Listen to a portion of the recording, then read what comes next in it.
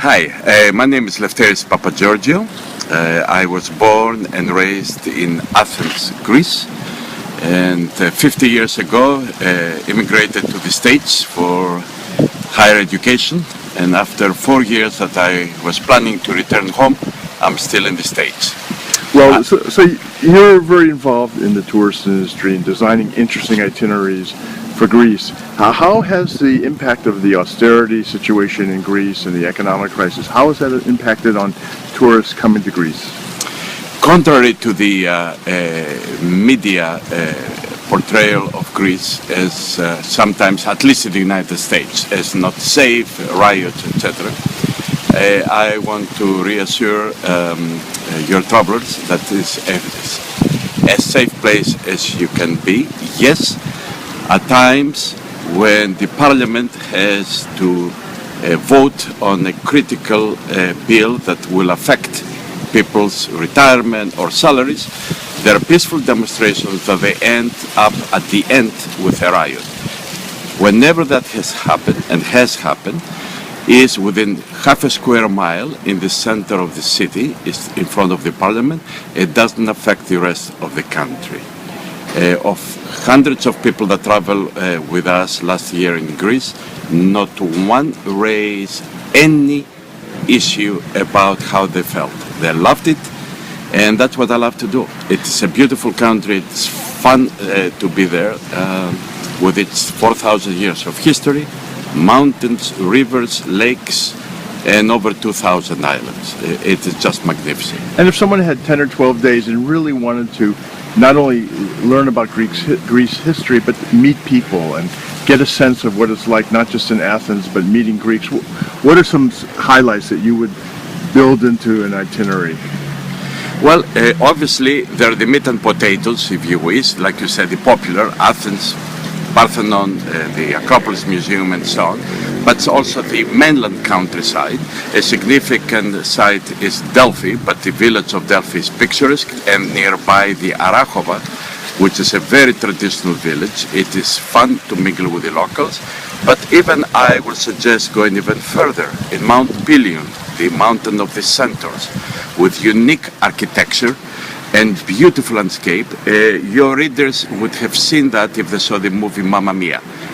Part of that movie, Mamma Mia, was filmed in one of the secluded coves in Mount Pelion. It is fantastic. And then you can integrate kind of the outdoor, the local culture, fantastic local food in Mount Pelion with a couple islands, either one cosmopolitan, such as Santorini, or Rhodes, or Crete, and something off the beaten path, as my beloved island of Sifnos or Amorgos. I can go on forever. So you can blend it in such a way so that you can have the cake and the eating too. And for the tourist who wants to get off the beaten track and also avoid the crowds, what are the best times of year to really experience Greece? It will all depend what are the expectations of your participants. Why I'm saying that?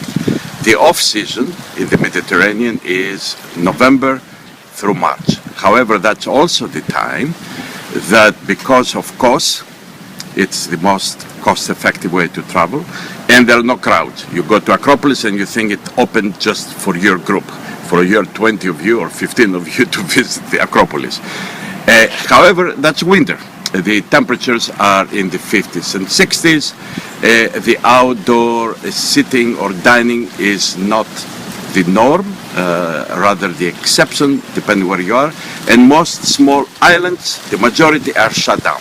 So it's not conducive for everything. Now, when you go to the so-called tourist season that starts in April through October, if water activities are not paramount, so if your client says, I don't care if I go swimming, snorkeling, then I would say April, May, early June, September, October are great.